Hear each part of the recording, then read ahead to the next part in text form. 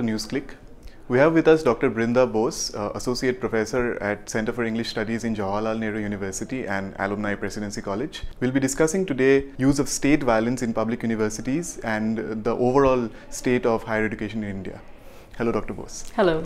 If we move away from the recent instances of state violence inside several universities, the latest being Presidency and Bardhaman University, and before that FTII. If we look at the overall trajectory of higher education in India, do you think that there is a constant effort at homogenization of all private universities, and is the homogenization corporate in character? Public universities, you mean? Yeah.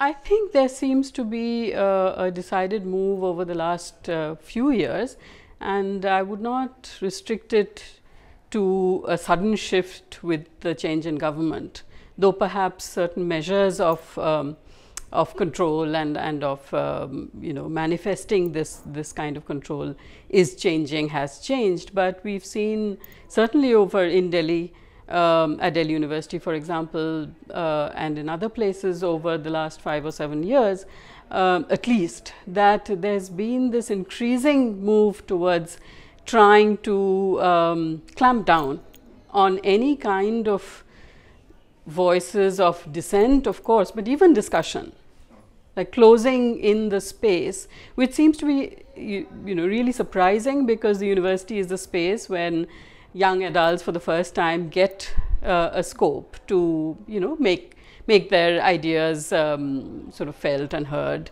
and are also beginning to mobilize in ways that will shape their personalities in the future. So this is the space that they've always had, and this seems to be particularly bizarre in the way that now state police is constantly being called in on any pretext and almost on no pretext, and it is constantly being said that campuses do not cannot allow the police cannot come in on campuses without authorization from the administration. So which means that tacit or explicit, there is this move from administrations clearly supported by the state. Can you explain this with little specificity with your experience in Delhi University? Yes, well, I think it came with the idea that there were certain policy decisions that the previous government, and then now continuing through the current government at the center, since Delhi University is one of the central universities in India. The earlier government was using Delhi University as a kind of guinea pig for the semester system first, and then the FYUP, which became fairly well known. Instead of generating that, one can always have this has been cited, that one can always universities or even governments can decide that there will be reforms brought into education systems, that structures will change, etc. But what has been constantly pointed to is that this is always done with a lot of time spent on discussion within the institution that you're going to actually affect the change in, and obviously the stakeholders, as it were, using the kind of corporate language that that is being touted now of these universities are the students, the teachers, along with the administration, right? But this was never done. So much of all this has been done constantly in secrecy, and suddenly decisions are announced which take the entire university by surprise. And then, given the size of Delhi University, 80 plus colleges and the large postgraduate system, just logistically, apart from anything else, it becomes impossible to implement immediately. Is there a concerted effort to make the university more a space for the state and the administration, and decrease the space for students and teachers and others who really constitute the university? Absolutely, that seems to be the way that one is moving. That the university is now being seen, or the colleges, or the entire higher education system is being seen as a space which will actually build a certain kind of student who will become a certain kind of citizen, right? Who will need to conform to the larger sort of ideological basis of the government in question. And again, I would say that one has seen, even if there are certain specific differences, that it's not that the prior government was completely was really different in this kind of move. So this move itself is interesting as well as is frightening, because it appears that we are we are moving more and more away from the idea of a democracy. I'm interested in your phrasing of a certain student who will make a certain citizen, and in this context I'd like to quote from a letter sent by the Presidency University to two protesting students. One of the protesting student was Amardeep, who was on a hunger strike, an indefinite hunger strike, and the other was against a student who did a creative performance in JNU against the current administration. And I quote from the letter: "Your son or daughter has indulged in activities unbecoming of a student of a prestigious Indian institution by his or her unstudent-like behavior, has vitiated the academic atmosphere of the campus. Some of his actions are such that can also attract specific provisions of the law of the land and render him liable to legal consequences. In spite of repeated attempts at counseling him, the university has not succeeded. He or she cannot be allowed to hold the entire university to ransom by his or her disorderly conduct. It felt that before the university is compelled to initiate disciplinary and other actions against him or her in the larger interest, you, as a parent or guardian, should counsel him or her." I'll just refer to a few phrases here: student-like behavior, and holding the university out to ransom. So does the new idea of the university sees dissent as ransom, dissent as something that cannot be allowed absolutely, and a kind of conformism which is inherent and which cannot be questioned? Right, absolutely. That there are certain things that have been in the tradition of university students worldwide through the centuries, I mean through the decades, certainly from the end of the 20th century into the 21st. We've seen that there are certain elements of protest, like the Gherao, for example, like sloganeering, like black badges, like mass meetings ending in a kind of statement. What is here called the GB, the general body meeting, right? The general body meeting, etc.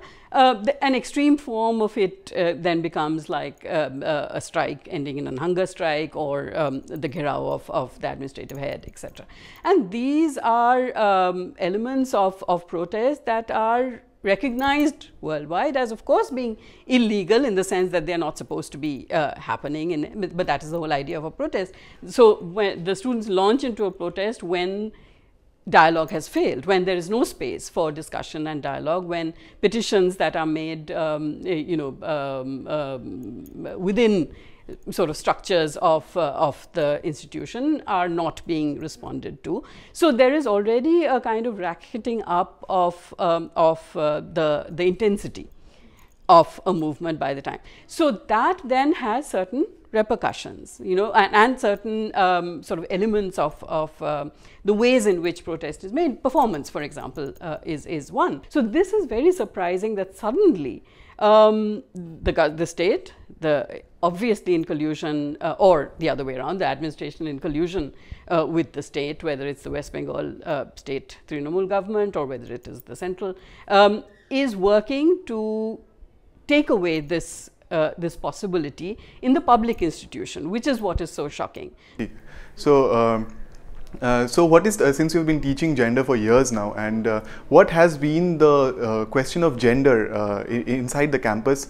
Do you think that there has been a certain attempt at queering the campus or making the campus more akin, or at least more sensible to such issues? Or with this rapid new university, the idea of the new university, these issues have been trampled upon even more?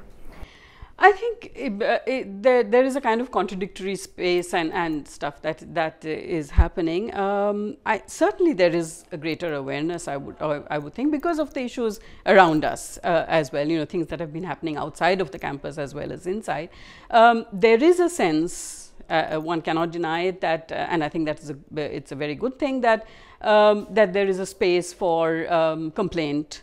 That there is a space to demand certain kinds of behavior inside the campus, and so there has been a growth in that awareness. I would say. I'm not certain that universities or administrations have done enough yet to respond. Yes, I think student communities and have formed groups, etc. Lots of queer groups on campus now, which is an excellent thing. I'm not sure that the administration has even given recognition to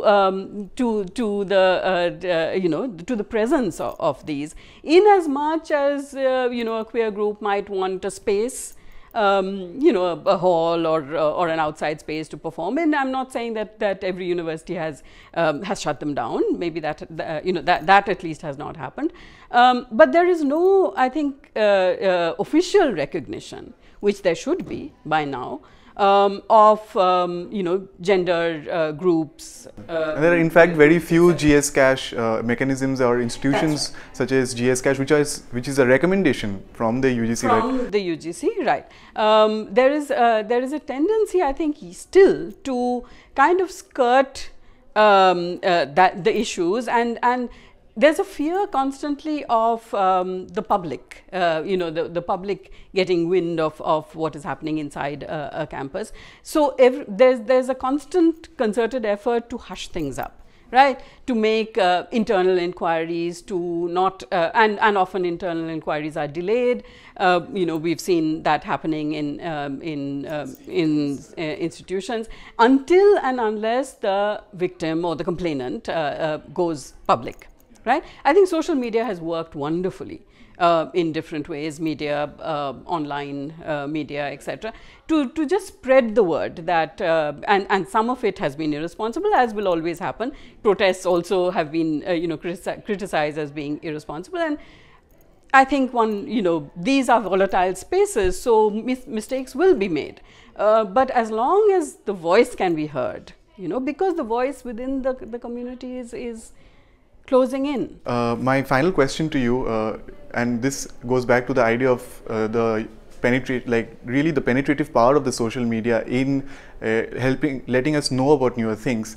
There are several other spaces which is outside of this spectrum of centers for excellence or rich legacy, etc., etc., right, such as say the HPU University and the attacks in Bardhaman University recently, which have really come up to the light. So do you think that we have to also look out of this rhetoric of great excellence, because you cannot allow police action anywhere, whether or not the university has had many years of rich legacy or whether it's just been newly formed? Absolutely, absolutely. I think that is goes without saying. I think social media is becoming a great leveler in this, which it is working very well to highlight spaces that are not apparently in the limelight, because the media also chooses, sort of primary media, as it were, or the media that most people access. Television channels and newspapers will only go to institutions that are already well known. So we perpetuate a kind of hierarchy. I think this kind of hierarchization, of course, there's something wrong with it, but we cannot do away with it. I think the way to skirt it is really not to homogenize in the way of bringing down everything to a lowest common denominator, like the CBCS or like the common curriculum, or this so-called all the new moves that are being brought in or are being perpetuated now.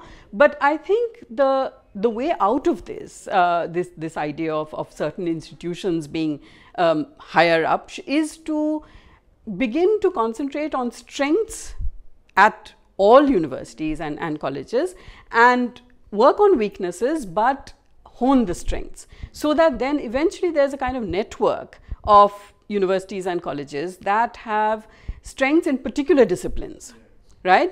Particular sciences, particular humanities, particular arts, and those can be aspired to by students who want to get the best, because it is not possible to have equal sort of strength or competence in every subject, in every discipline, in every little college and university. Okay, thank you very much, Dr. Bose. Thanks very much.